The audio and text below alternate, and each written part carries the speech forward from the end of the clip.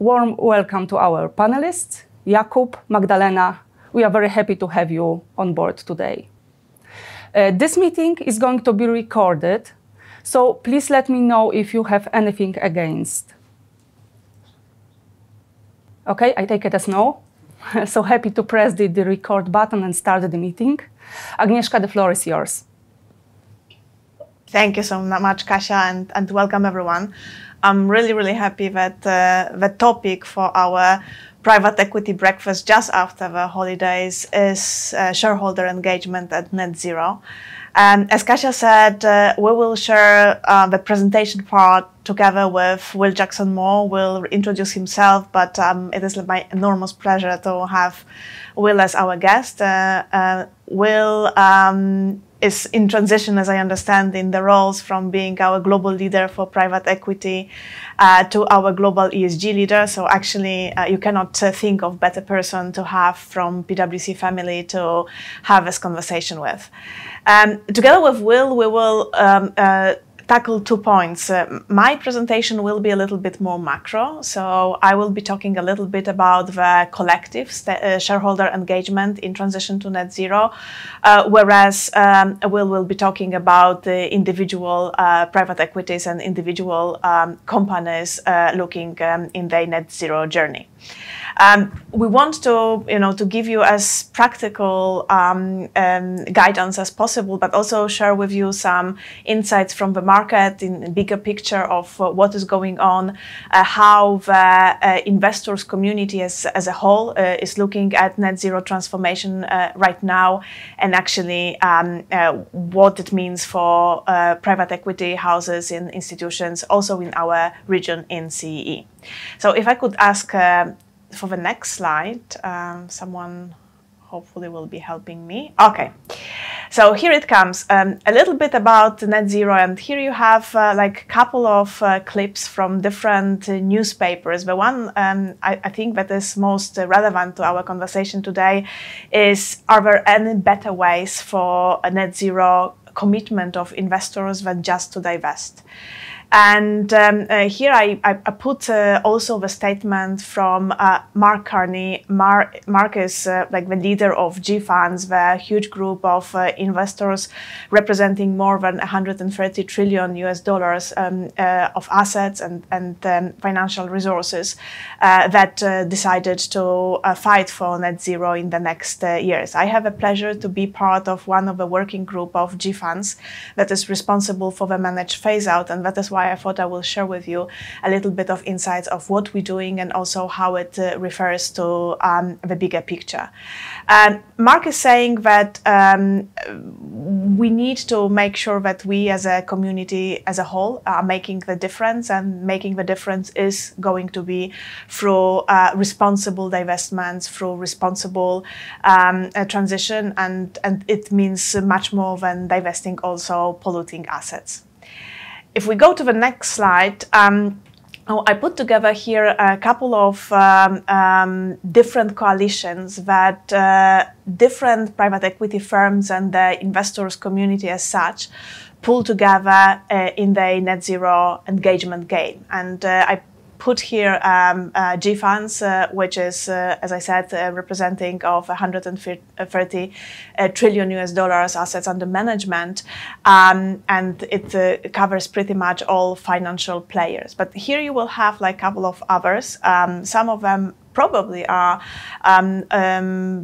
ring the bell for you as it comes to what they are doing, and also what kind of engagement they have in the market. All you can see from this slide is that there are many different fora where the private investors of different kinds are looking at net zero transformation, what it means for them individually, but also what we as a community can do in our race to net zero. Next slide, please. And this slide is, will cover this in detail, but why we believe that investors' engagement is so important for the net zero altogether. As some of you might know, on top of being on my ESG role in CEE, I'm also globally responsible for our government and public services team. And when we interact with the governments around the world, it is quite obvious that they have a role to play in investments, in regulating, in the direction of travel. But also they are very much talking about interactions with private sector. And clearly where the money is, the power is as well. And there is a power to influence this direction of travel. What is interesting from this slide, and you certainly know it as well, that if we look at private equity houses, of course, the fraction of their pollution is really minimal as it comes to their whole impact on net zero. The big impact they have is on their portfolio companies, but even bigger impact of more than 85% is also on the value chain of their portfolio companies. So this is how complex this whole story is, and that is not only about having impact on your individual portfolio companies, but these companies to have an impact on their value chains and on their ecosystems. This is much more complicated story, much more complicated game, and this is why we believe that lots of good practices, benchmark guidelines for investors to guide them through this journey is absolutely essential. And the next slide is around my job. As I said, I am part of conversations and working group as part of a GFANS, which is around decarbonization and managed phased out, as we call it. If you look at this graph, you will see that if we do practically nothing, then the net zero is not going to happen. We have here the story until 2030. The story does not look very different when we look until 2050. It's pretty much the same story. If we do nothing, not much is going to happen. If we retire the dirty assets, something will happen, and it's going to be like a improvement from the current situation. But the real impact can be made from two things. First of all, from making dirty clean, and this is where we believe shareholder engagement, investor engagement plays a huge role, and this is what we'll refer to in a moment, but also build low emissions, and this is where we as PwC are working with our clients also quite strongly helping to make dirty clean, but increasingly also build lots of low emitting capacities. And I think this graph shows a very good story of how we as again, environment, ecosystem, community need to engage with our portfolio companies to make sure that the net zero is happening. If I can ask for the next slide, please. Here I put together the publication that we publish, I think in June or July this year. It is called Managed Phase Out of High Emitting Assets. It is a concept that actually, if we do it in a managed way, the negative impact on individual investors, but also on ecosystem as such, is going to be minimized. And benefits from managed phase out is not only that the transition is going to be more orderly and more just, but also we will engage with the high emitting sectors and have impact on how the individual portfolio companies are looking at their net transition.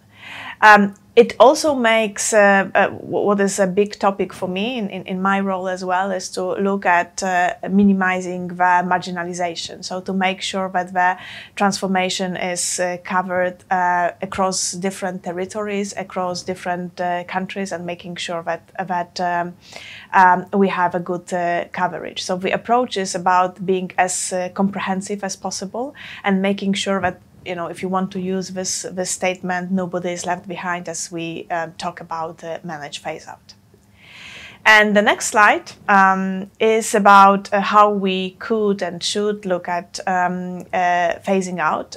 Here we put together like way of thinking about single assets versus the portfolio approach. And clearly, even if you want to phase out high emitting assets, having this portfolio approach make it, first of all, more beneficial for the ecosystem as such. So by being able to look at the portfolio, we are able to phase out quicker, but also hopefully it would be also less painful for private equity to make, to manage phase out as much as manage it can be. It will have economic impact. So having this portfolio approach, we can almost like phase and manage the whole process much better. So we are advocating very much for looking at all your emitting assets as within your portfolio as one, and making sure that you have a right approach to the whole portfolio as opposite to individual companies only. And the next slide, please. I pull together here the comparison of what would happen if we did nothing, of what happened if we divest, and the last one, this approach that we are advocating, so manage phase out. And if you look at the macro impact, so overall reduction of emissions, also like portfolio, it's better. But also if you look at the more individual private equity stories, like diversification of companies, risk-adjusted return, and hence liquidity, this approach seems to be much more beneficial also for individual private equity houses. So we believe that it clearly requires a debate. Who is going to pay for managed phase out, and how is it going to be done? But clearly this approach is better not only for the community or mankind as such, for the planet, but it should be also more beneficial for individual private equity houses. I put here like a statement or quote from Amanda Blank. Amanda is a CEO of Aviva, and in our recent 25th already annual CEO survey, we have done an interview with her about Aviva's approach to manage phase out and to net zero altogether. And I like what she said. She said, actually, for today, their job is to engage. So they are talking with the portfolio companies to make sure that they get the support that they need to, and they transition to net zero. However, she said that if this conversation is still the same in 2 years' time, then the situation can change significantly, and they can think about the divestments themselves. So this is this carrot and stick approach, and I think it is a very healthy one. So whenever private equity houses are, or investors in as such, including also institutional investors, are engaging with a portfolio companies, it should be real. So it should be like a real commitment of a portfolio company on the road to net zero, rather than just the promises that will never come to fruition. So I think and whenever I talk also under the G funds with our colleagues from private equity ecosystem, I think that approach is pretty much the same. But actually at this stage, they believe that it makes sense to engage, that it makes sense to support, but also it needs to be very clear that this is an obligation of a portfolio company rather than an option. And if nothing is happening, divestment might also be a feasible option. And I will close very soon with the next slide. Which is going to be how it looks in practice, because clearly, it is a big topic, and even if you look at the portfolio approach, it still has like significant impact on the future cash flows of the portfolio companies and investors as such. So here I pulled together like a couple of examples. One is from the Asian Development Bank, and another one is from the German Federal Network Agency. Both of them decided that they will pull together financial resources to accelerate net zero transition, and the ADB pulled together a couple of private investors, including Pru, Citi, HSBC, BlackRock, and they are looking for the different models to help investors and help portfolio companies to accelerate their transition out from emitting assets. So the idea is to make this transition within 15 years, much earlier than initially planned. Given that in Asia there is like lots and lots of highly emitting, quite new assets, they decided that it is needed to pretty much encourage investors and portfolio companies for the quicker transition. And in Germany, you certainly have heard about the reverse auctions that they had. There was one in 2020, which was significantly oversubscribed, again, to make sure that there is an interest and motivation on portfolio companies level as well as investors level to accelerate the transition to net zero. And I think probably it is a good segue, Will, for you now to give us a little bit more detail as it comes to individual companies, individual investors. I tried to give a little bit of a more macro view of how the whole ecosystem, the whole environment is looking at it. I think it would be great to hear from you about our experience with individual companies and also how net zero creates value and how to look at it. Thanks, Agnieszka, and thanks everybody for the opportunity to spend some time with you today. As Agnieszka mentioned, I'm just transitioning from looking after our relationships with private equity, but also infrastructure, real assets, and importantly, the sovereign funds for PwC. And I'm just transitioning from that role where we've done a huge amount of work around ESG and net zero to take responsibility for ESG right across the PwC network. So hopefully at least some of what I'll say today makes sense. If not, somebody in PwC's made a very bad mistake with my new appointment. I've been working with the private equity industry for kind of nearly 30 years now. And why do I feel confident in kind of making the statement on that slide? And the reason is because I've just seen how innovative you are as an industry and how you can drive change and create value in your portfolio investments. And I think if you're able to kind of pivot those skills to focus on driving change in your portfolio company from an ESG perspective, particularly around carbon, you'll have a massive impact. But it won't be just because it's just the right thing to do. It will generally create value for you and your underlying investors. So maybe if we turn to the next slide. These are some of the drivers, but I mean, I guess what I'd ask you to do is think about this maybe not from your own perspective, but of your portfolio companies. The ability to get credit in those portfolio companies potentially at lower cost because of green aspects, the amount of policy and regulation that's coming to those portcos, but also the employee expectations. And it's a war for talent out there. I don't speak to a single PE house that doesn't say the two biggest issues they're facing at the moment are inflation and getting talent into their businesses. And our young workforce now expects to join organisations got the right approach to ESG, and clearly customers having the right ESG credentials is no longer just a kind of nice to have. Customers are themselves making their own net zero commitments, and therefore that's making net zero commitments on behalf of their suppliers. And unless you understand that going into a new transaction, you could find yourself in quite a dangerous position. And then finally, all the enabling technologies, which is both a big risk and opportunity for you. So there's some of the kind of macro themes. If we turn to the next slide. The other side of it is clearly your underlying investors. As I mentioned, I'm also responsible for our relationships with the big sovereign funds. I was based in the Middle East for a number of years, so I spent a lot of time with the big Middle Eastern funds. And this is not just kind of soft talk from them. They are super focused on this.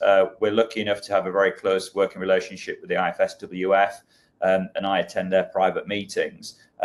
And this is the #1 agenda item, and it has been for a number of years. They are super focused on particularly net zero and carbon reduction.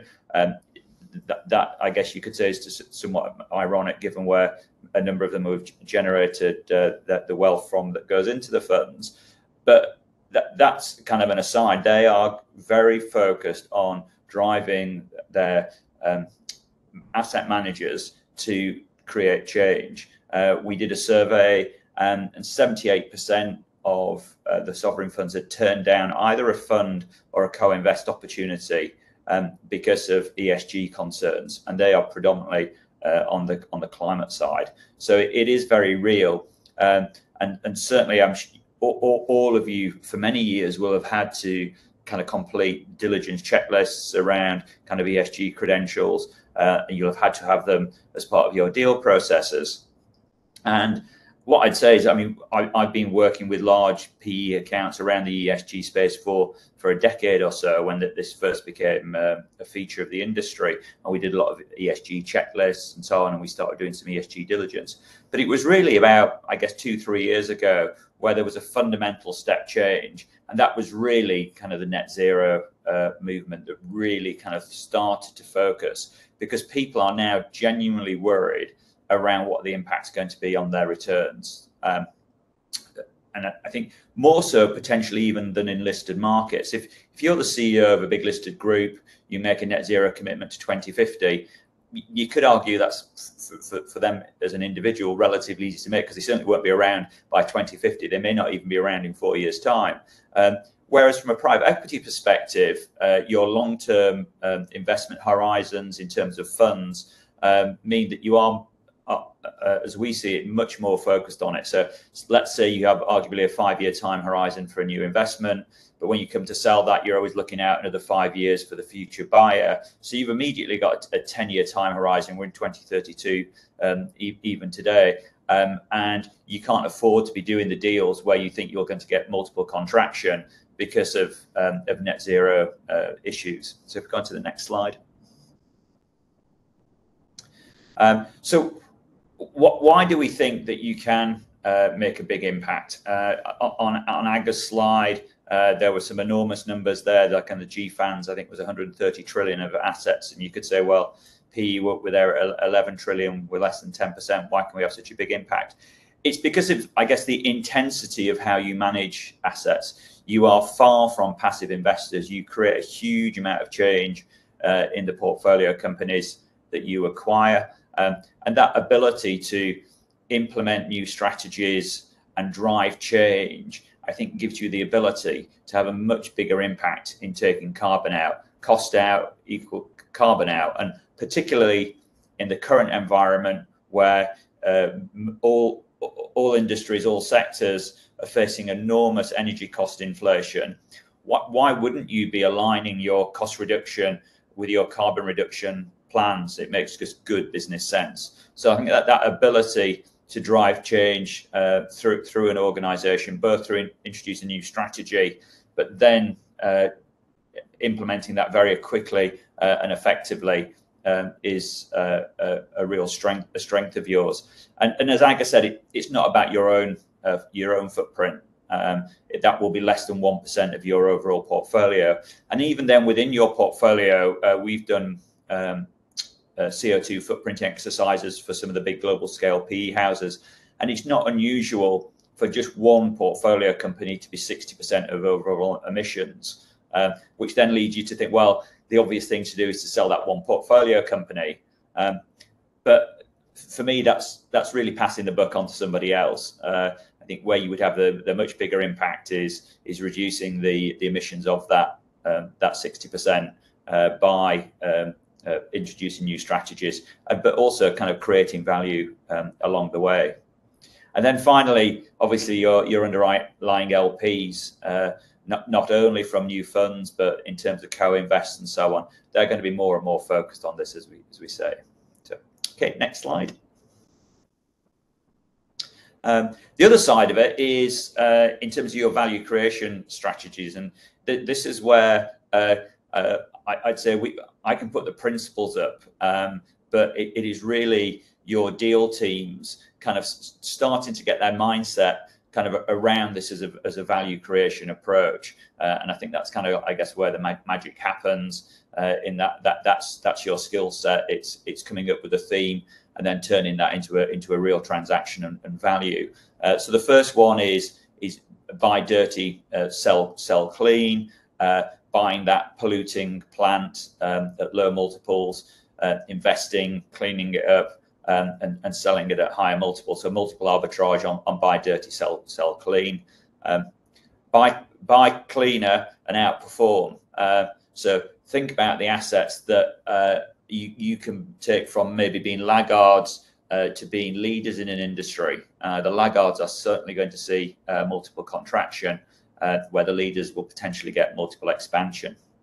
And then finally, investing in those new clean technologies, figuring out which ones are going to be the winners, as again, your ability to spot the winners through a green lens, I think is going to be a huge area of opportunity in the coming years. And it already is, to be fair. But I think maybe what is changing is how some of these green technologies move out of the VC into the growth, into the kind of mainstream kind of buyout market as well. I think that's kind of one of the things that's just changing. There's obviously clearly a massive amount of West Coast VC money going into clean tech startups, but they will start rolling through into scaled businesses. And again, I think that's where it becomes more and more interesting for you as PE investors. Okay, next slide. And then building it into your value creation approach. This is clearly a pretty traditional value creation slide. But what I'd say is we've seen the industry move from a focus from the left-hand side, where people were thinking about ESG as to how do I avoid losing value through the diligence process, identifying kind of the risks. And some of these are absolutely real risks. I mean, we've seen the price of carbon really increase, and that's going to be straight off the bottom line. But then getting into value preservation as to how do you then deal with that through kind of passing it on to customers and so on. But then the really interesting thing is that value creation side. How do you start using ESG and net zero levers to create value in your portfolio? Okay, next slide. So these next few slides are pretty busy. I'm not going to take you through all of them. We are sharing the slides with you, but it's to start giving you some thoughts and some materials as to kind of how houses are actually starting to deal with this. This was a large European PE house where we've done a lot of work with them in the ESG and net zero space. And at a very, very high level, what we did is we sat down with them to help them think about net zero and what should their net zero strategy be, thinking about the initial kind of what's their footprint. Again, identified, as I said, kind of their own footprint, very minimal, despite lots of air travel. One portfolio company, massive impact. And then it got into, well, what do we do? Do we start really focusing on the whole portfolio, a select number of portfolio companies, or just new investments? And that's one of the questions for you. Where do you put your focus? Then it was around doing an overall net zero strategy. The next stage of that is then predominantly setting science-based targets. That seems to be the kind of the main theme in PE, to use the science-based targets initiative to implement those in new portfolio companies. And that's a great starting point. But actually, the really hard work comes with the decarbonisation. And that's where we're now getting into projects with portfolio companies, either to reduce their CO2 footprints or to help with things like reducing packaging, food waste, and so on. And they're great things to do, because whilst it's good from an ESG perspective, they are good EBITDA levers. I mean, reducing packaging, reducing waste, they are good traditional profit improvement levers that also tie into the ESG commitments that firms are making. So finally, just moving on to the next slide. I think this is the last one. This is just the kind of the building blocks as to kind of how to start thinking about this for your organizations. Again, I'm not going to kind of take you through all this. We'll share these slides. But this is kind of one of the slides that we actually kind of use with clients as they start thinking about how do they do this. It's come up with a business case and strategy, do a carbon baselining, set out the ambitions and implications they're targeting, and then put the plan in place to actually achieve it. And just to wrap up, as I say, this isn't thinking about ESG in its own right. It's thinking about ESG as part of your core business model of creating value for your underlying investors and yourselves. So, Aga, back to you and the team. Thank you so much, Will. Rafał, I think it is time for you to take us to the conversation. I think we did as much as we could as it comes to presentations. I know that the slides were quite busy, so I hope that we will be able to share it with our audience and engage with more detailed conversations with you going forward. But Rafał, over to you then. Thank you, Aga. Thank you, Will. It's my name is Rafał Drubka. I'm the deals leader here in Poland. And it's really like a pleasure to moderate the panel today.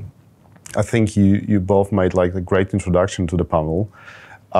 You introduced yourself already, so we have two other panel members. So it's Magda and Jakub, and I'm probably at the start I'll let them to introduce themselves, and then we'll kick off with the discussion. Magda.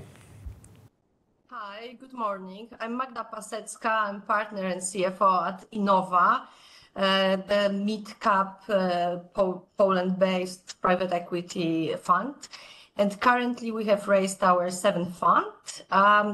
My area of responsibility is reporting finance, value creation and strategy in the portfolio, and also ESG as a significant value creation lever in our portfolio, in our strategy. Jakub. Good morning. I'm heading the renewable and energy part at KKCG as investment director, and in parallel, I'm chairman of the association where the PwC is a founding partner. Together with me, and it's an association called Climate and Sustainable Leaders Czech Republic. Great. Thank you so much for joining today. So maybe I'll kick off with the question to Magda. We are working together on several of these for years. And can you tell us a bit more around like some non-obvious, like hidden, on one hand you can perceive them as a risk, things that from net zero perspective you perceive as an element that can actually give a great starting point for the value creation in a portfolio company, and especially if you can share some practical examples from your practice. First of all, in private equity, our main goal is to drive the value in the portfolio companies. And of course, the significant element, the most significant element is EBITDA and our profits. However, not the only ones. And it changes significantly over the recent years. So creating the value creation analysis and strategy for our portfolio now doesn't only mean driving the profits, but it also means driving the corporate responsibility, the net zero. With creating value in the portfolio, we need to kind of predict future, because we will be selling our portfolio companies in a couple of years from now, and we need to know what the future buyers would be looking for, what would be attractive for them. And I strongly believe that currently, without the clear path to reaching to the carbon footprint neutrality and net zero, it will be very difficult to sell a company to big strategic corporates in a couple of years from now. First of all, this is something that such companies will not be attractive to them because of the amount of work they would need to invest to drive the change and transition to green energy. And then also the reputational issue is too big for them to think about investments in the businesses that don't view the energy transition, the green economy transition as a significant point. So one thing is the value creation, and what we're doing is we're reviewing the portfolio in respect to what improvements we can do. We set targets. We are trying to get to the carbon footprint neutrality in scope 1 and 2 in 2025 across the whole portfolio. It will not be easy, and it requires a lot of investment and time. However, this is the wind of change that we're seeing in the industry, and we are proceeding with that. So that's the first thing, is that's the value creation. But I think that we should also talk about two other things. First, we have also run climate change risk assessment in our portfolio to see if there are any risks embedded with the unsustainable energy sources, energy heavy industries. And we are implementing some improvements, such as changing of heating solutions, preventing the heat loss in our production plants, or changing the lighting in our retail stores in Romania. So those all actions are happening right now, and this is something that we are driving from the fund. But this is only also what our investors are expecting from us. And also, I think the third important element is that we have also concluded that the climate transition risk currently constitutes a significant new business opportunity. And we are looking in that target of the companies which are producing the energy efficient equipment, heating, etc., which are, well, taking part in that transition to net zero and green economy, because we strongly believe that there will be a strong demand for such targets in the nearest future from our potential buyers. So I think that those three elements are all now embedded in our investment strategy, and they constitute a significant part of our strategy currently. Yeah, thank you. It's really encouraging to hear that, you know, it's not just around like forming strategy, but also like the practical steps that you are taking with respect to your portfolio companies that are, you know, actually bringing like the right thing, but on the other hand are actually improving the performance, because I also strongly believe that, you know, those things should be like linked together, because that is actually like strengthening the chance that, you know, the right things will be achieved at some point in time. So interesting view. Maybe Jakub, slightly changing the angle.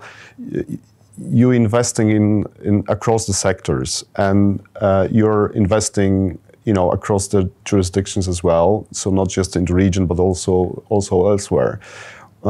You're focused on 4 sectors.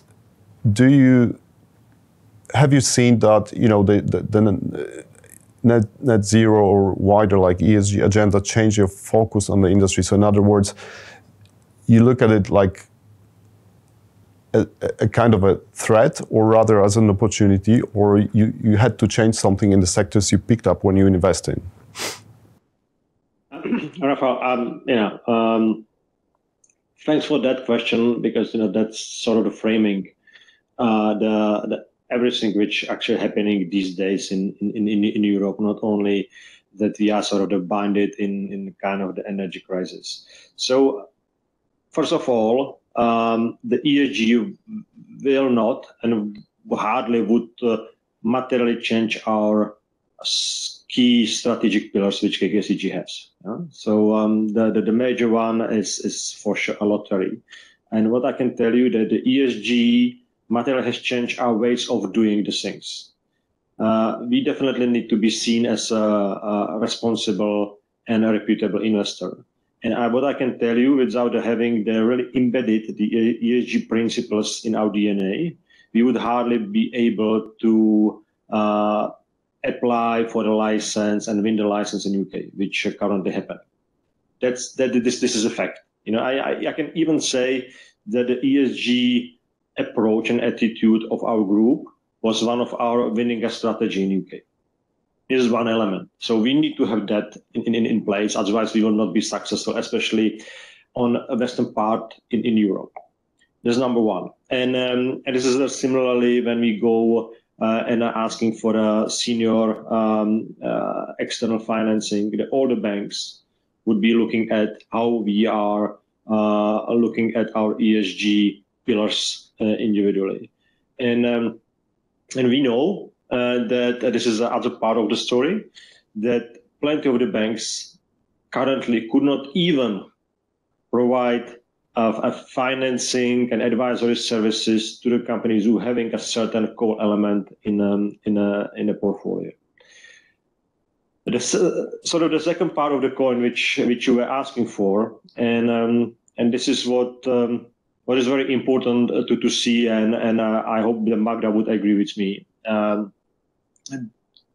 When I'm looking on a new companies where we might invest, the companies who are not far away in the ESG journey or carbon reduction and decommissioning or changing the DNA as such, they are extremely easy to acquire because they are diluting the value. So it's, we are not such a company who will be paying the high teens EBITDA multiples for the companies who are at the very end of the investment cycle and they are very mature. So we definitely will be looking on the companies where we can create a value. And we can create a value in the companies which are either at the very beginning of the journey or they have some toxic elements in a way which we can easily or in more complex way improve. This is definitely the ESG part of the equation is one of them.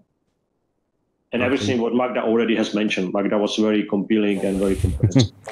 Agree on this one, Jakub. I think that what you said in the last part is like really very well linked to what Phil was saying around actually private equity being uniquely positioned to actually lead the change, because you are what you say is that you're not afraid of the asset that might face some issues. That's okay because you perceive that again as an opportunity to convert them and actually make them like better from both business point of view and net zero point of view as well. Maybe the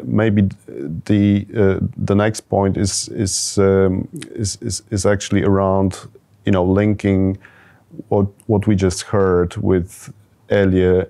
Will was talking about his conversations with the global private equity funds, and when you hear what Mark and Jakub were saying, do you think are there similar themes in your discussions with the global private equity clients?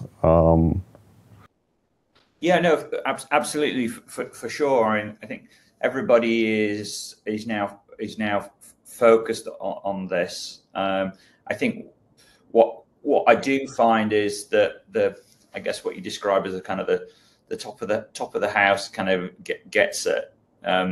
Where I think everybody is still struggling is getting their deal teams to kind of build it into their DNA of the deal team so that it's kind of a focus for deal identification, value creation planning, and then implementation. Some areas that get it. I mean, typically funds that have energy teams kind of have to because it's so fundamental.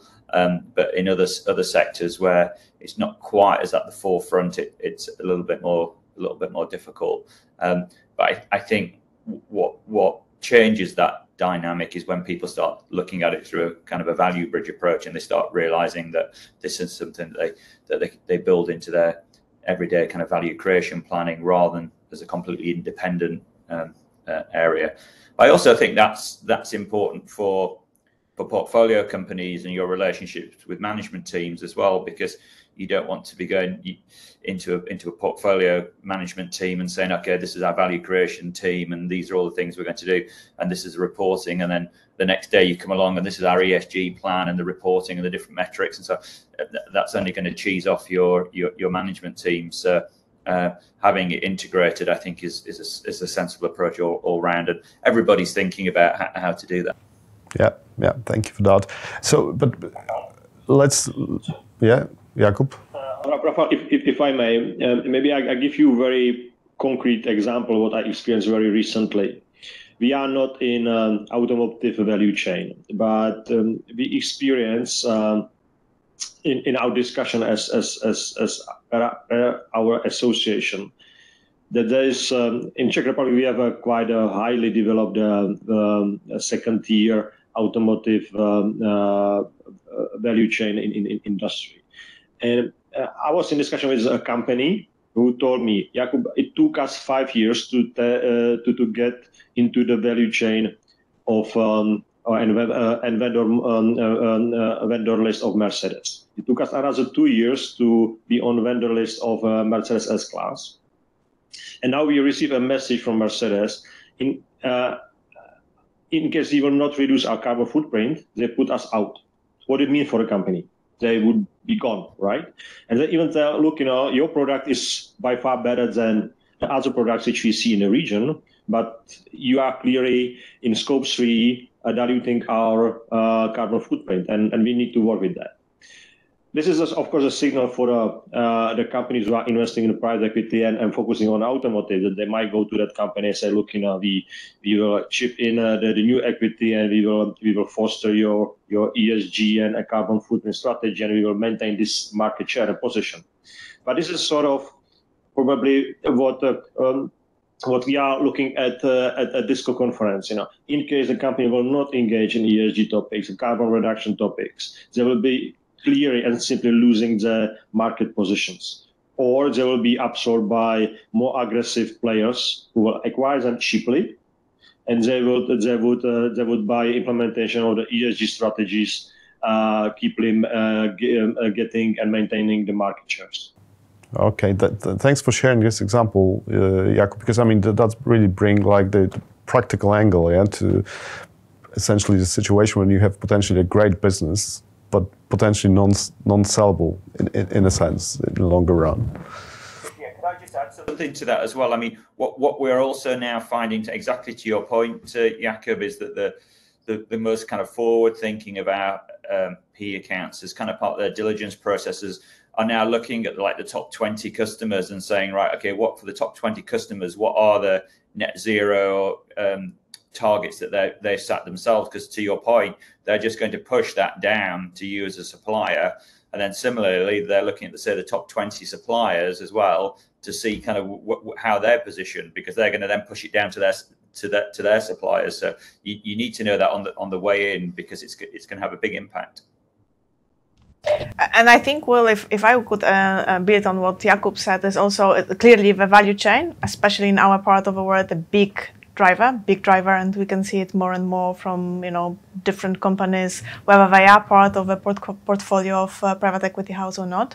The other one is financing, pretty much the same story, as that especially when we know that a company has like a big appetite for future financing, not being ESG compliant, not having like a clear ESG strategy and net zero strategies is a big topic right now for different kind of lenders. In the past it was pretty much about EBRD or IFC and so on. Right now, pretty much every single lender in the region as well is looking at this quite hard. So I'd say on the one hand, you will need to look at your value creation and your the whole value chain. On the other hand, you need to really look at your current debt structure, and especially if you have an appetite to move forward and use external lending going forward. Yeah, agreeing on that point, Aga, we had recently like two practical examples where, there were like really difficult discussions with the lending institutions on particular projects, and finally it was sorted out in a sense, but what was really discouraging was that, those discussions were like last minute discussions, where everything was like, prepared and then, there was this like a surprise at the end.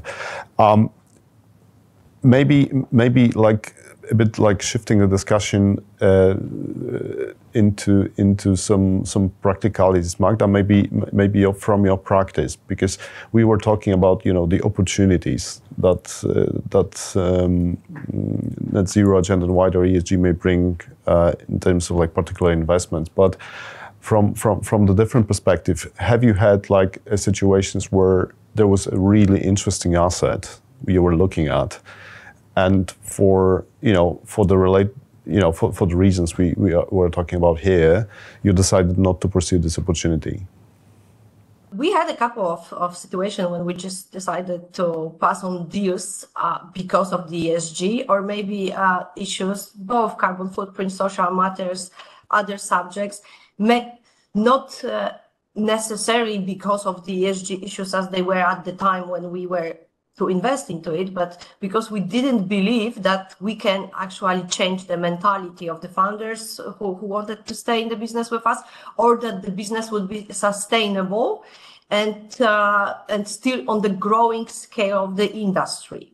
So the ESG is embedded in all stages of our investment process, and we start due diligence in the ESG field at the same time with the financial, legal, and tax due diligence. So we know clearly at the beginning of the process if there is anything that we can do, and if we feel that the change will be to implement, because that's what we're doing. We're building value. We are coming with the new strategy and the changes.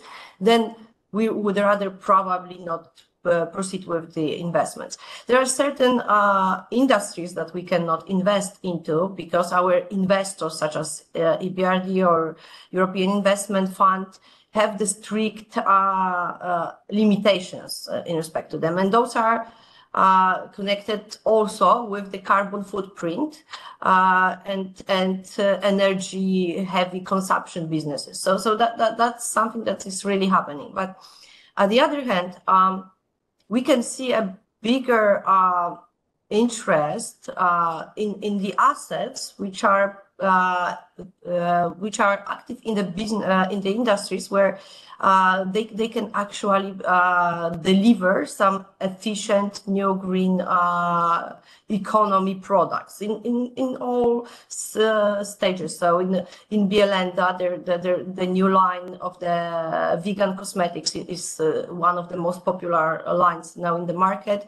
We were selling Trimo, the business in Slovenia this year.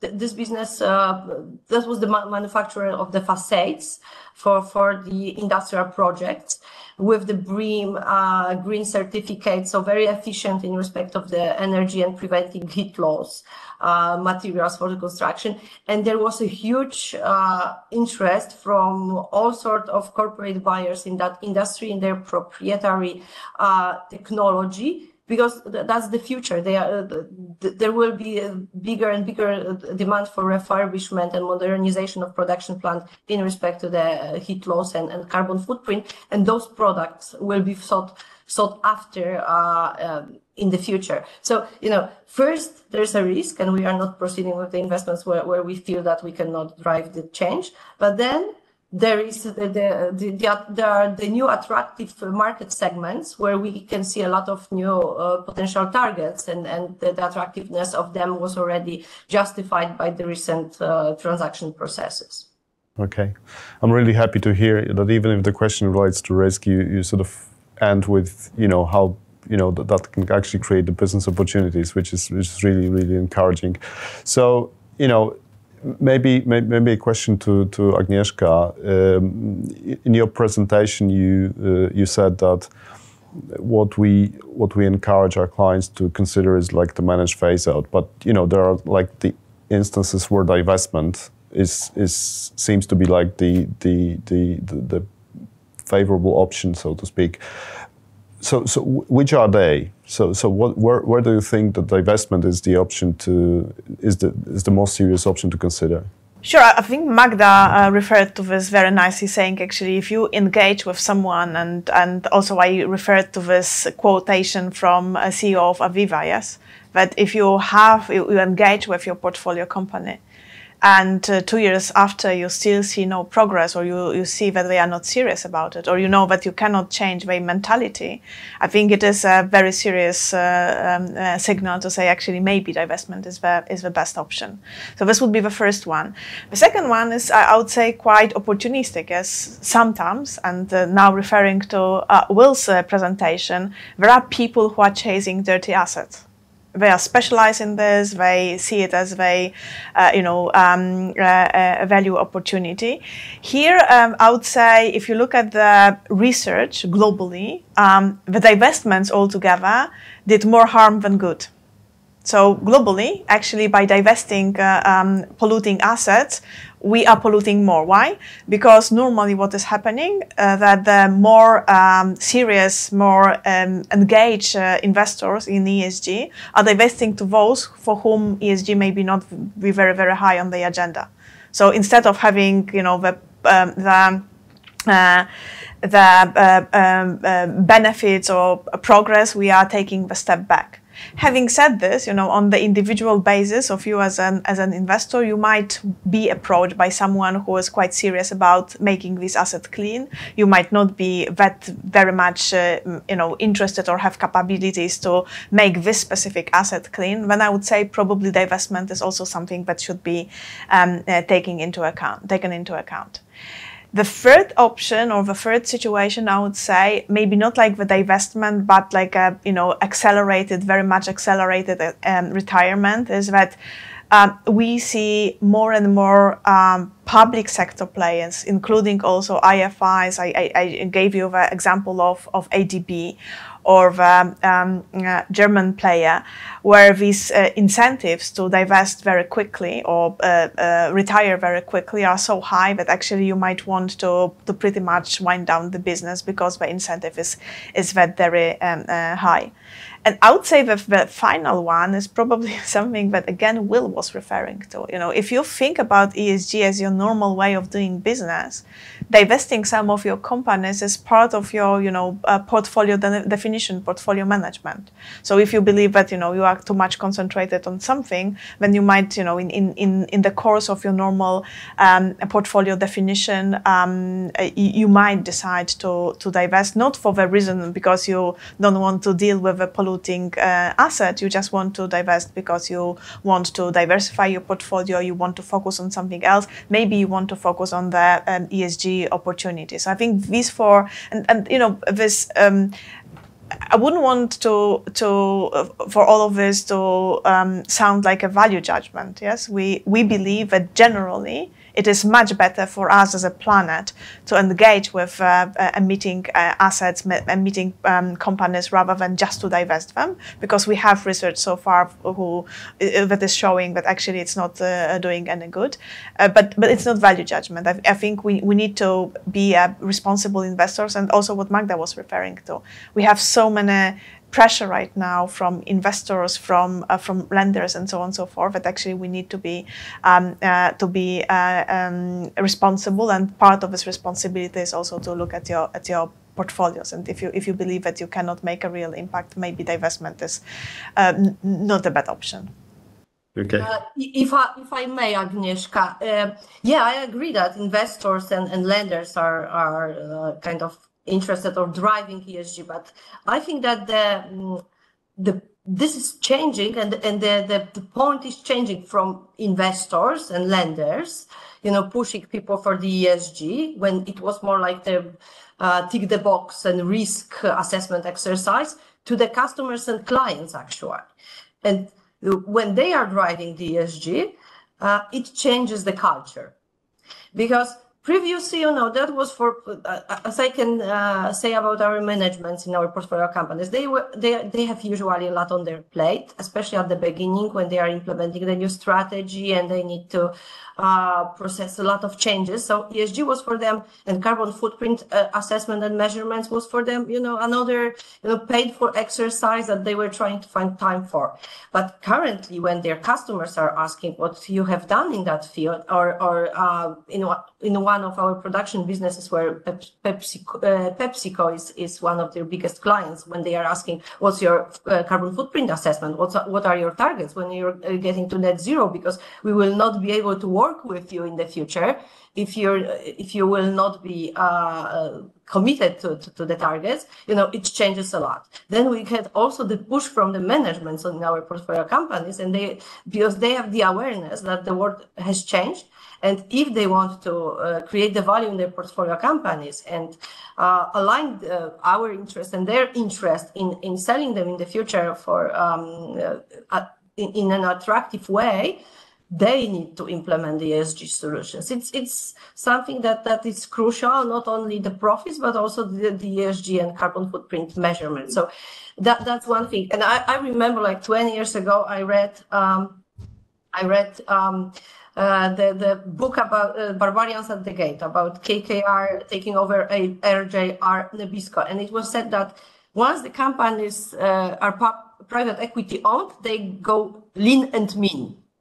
And, you know, those are ancient times. Not anymore, I think, because now private equity, as Agnieszka said, and as referring to what Jakub said, is driving the change. We have the processes, we have the investors pushing for that, we have the managements who are aware of the change happening, and you know, and I think that it's already embedded in the corporate culture, and it's a kind of a mission of private equity to change the world. So it really changes a lot significantly. It's driven by the profits, but not only by the profits. It's also driven by the changes in the world and the awareness of what needs to happen, I guess. I would say 100 agree. Rafał asked me whether it is, you know, at all allowed to think about divestments. I think it is still allowed, but we can see this as well. Yes, that this private equity engagement is driving the change, and I think it is absolutely fantastic. Your point about this, I would say, focus shifting from lenders and investors only into consumers and also our people, talents, and so on and so forth. It's the one that is driving this change. I think even more. We'll probably have like lots to say about it, working also with many global investors and portcos. Also, this Will, I think it would be great for you to cover this bell that you were showing. You know, from going from value. I don't remember limitation. It was yes to the value creation. That's exactly the case where the demand from our customers and from our people is driving this change big time.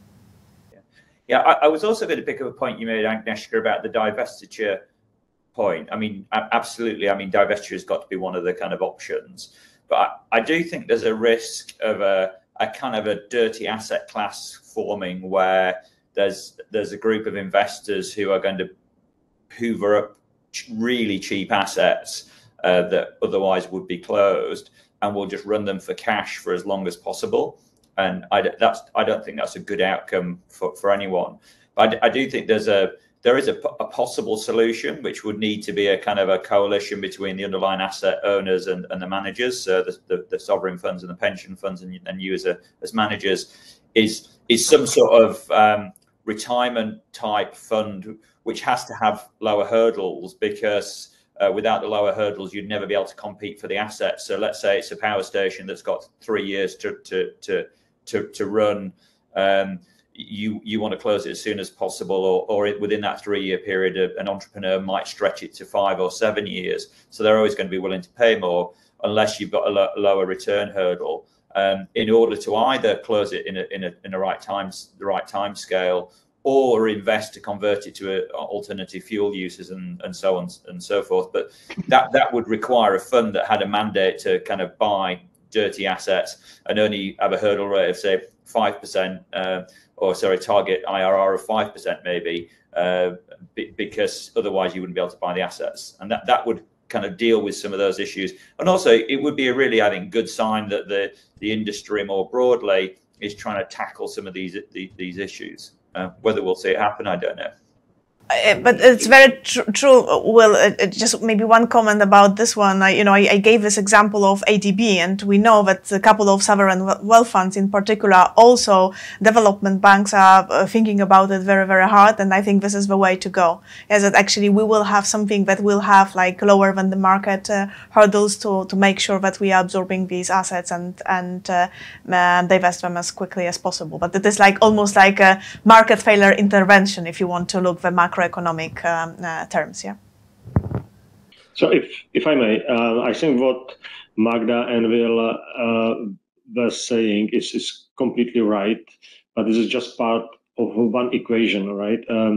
Look, of course, to dilute the toxic asset out of the balance sheet, it's one of the scenario, but still the asset will remain on the market.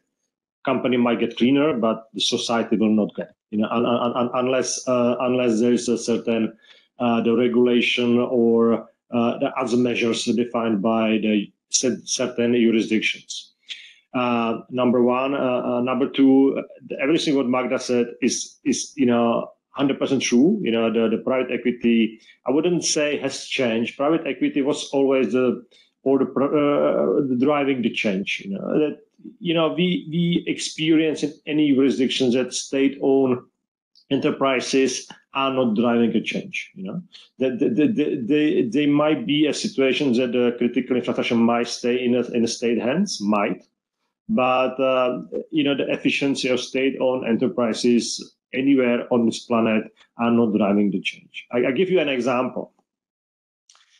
Recently is within the last 14 days, I've been part of the meeting where in certain jurisdiction, which I cannot enclose, where like 70% of the gas industry, which is in private hands, were meeting the public authorities saying, look, we need to have a more push from the government for the H2, for the hydrogen, the green hydrogen.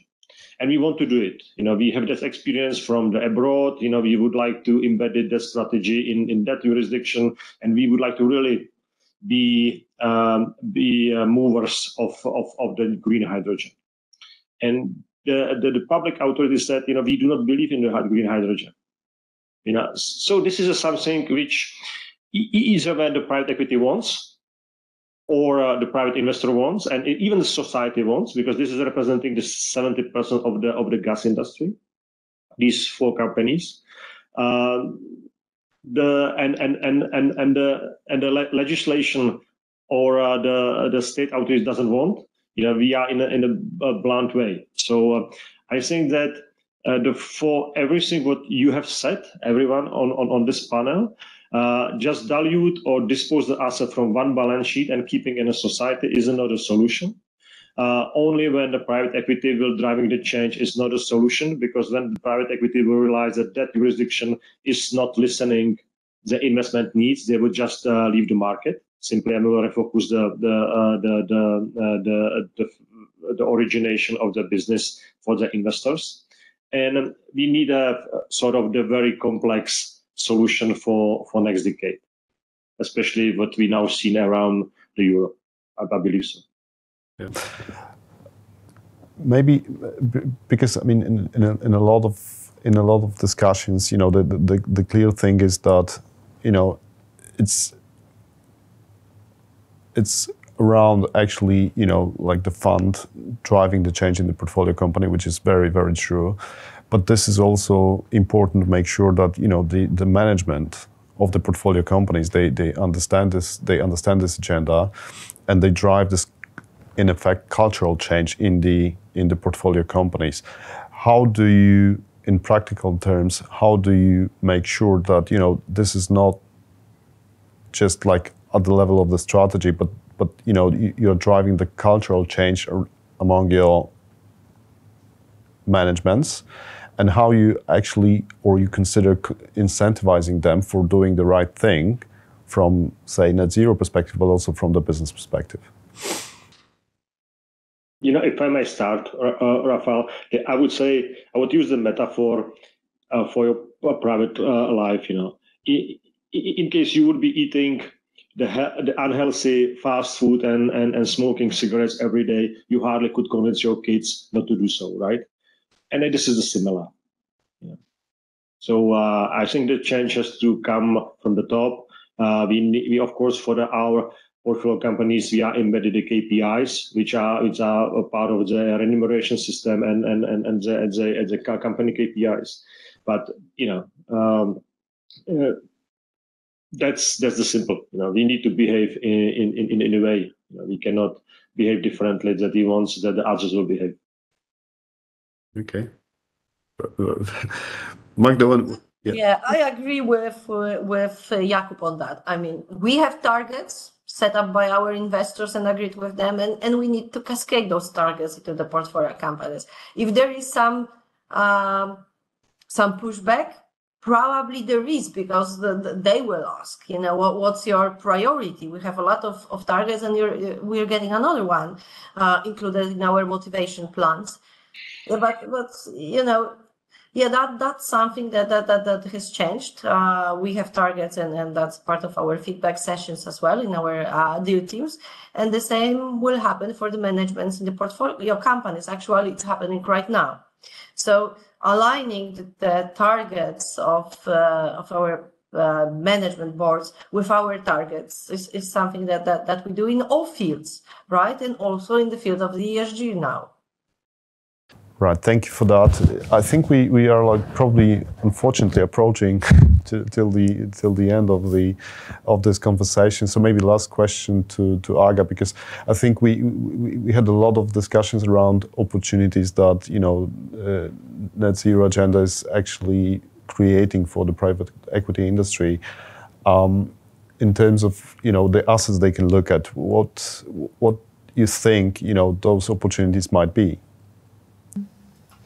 Thank you so much. And Rafa, we need to disclose that actually this question was a little bit planted, because I want to give you a little bit of overview of what we as PwC are doing. In general, and if I could ask my team to bring on these two slides that we want to show.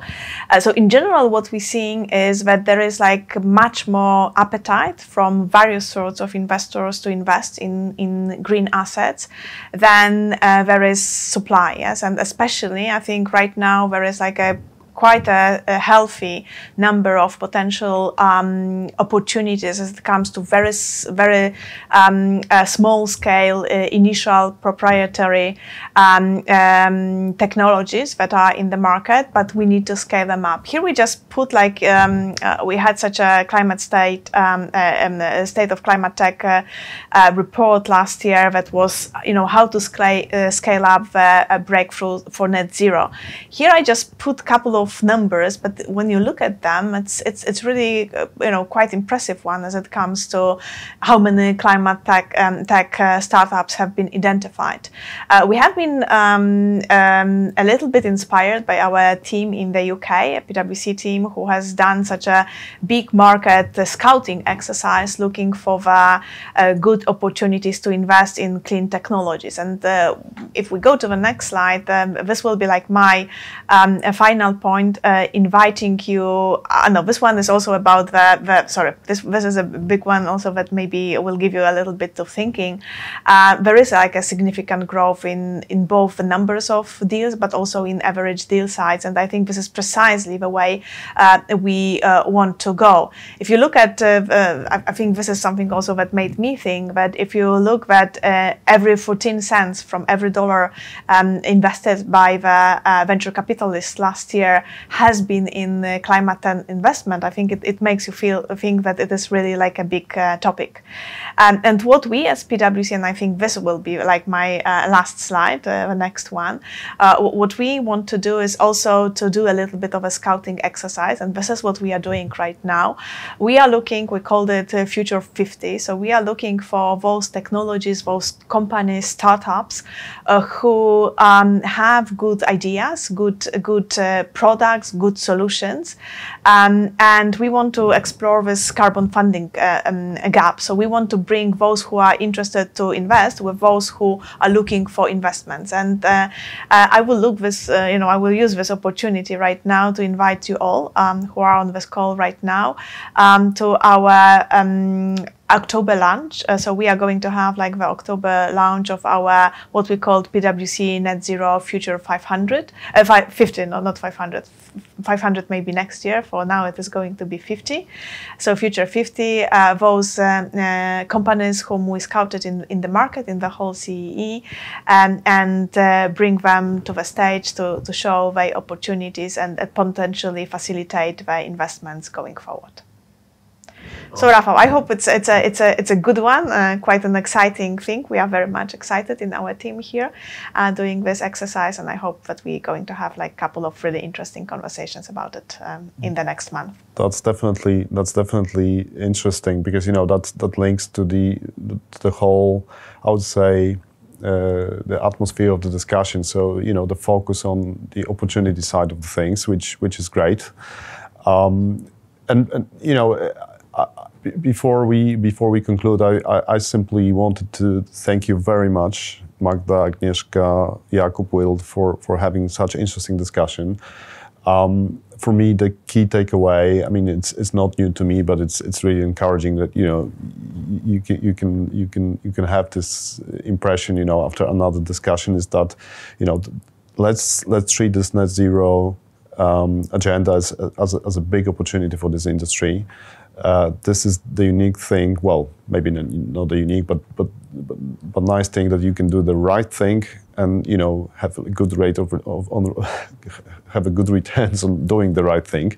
That's always encouraging, and that's always, I think, like making sure that this is not like the situation that is going, like another buzzword or something like this. It's really rooted into the needs, and it's really rooted into the future of this industry and the businesses that we are investing in. So thank you again for taking the time. Before we close, I wanted to make like a small announcement. We are continuing our discussions in this forum. In December, we're gonna have the meeting mainly around ERP system, the practicalities connected with the ERP systems, especially when you invest into the asset and what to do with the existing infrastructure. Do you want to change? Do you want to update? Do you want to do something else? So I very much invite you to meet us in December. Soon you're gonna get the details on the exact date, the agenda, and the main topics we're gonna cover there. So thank you very much for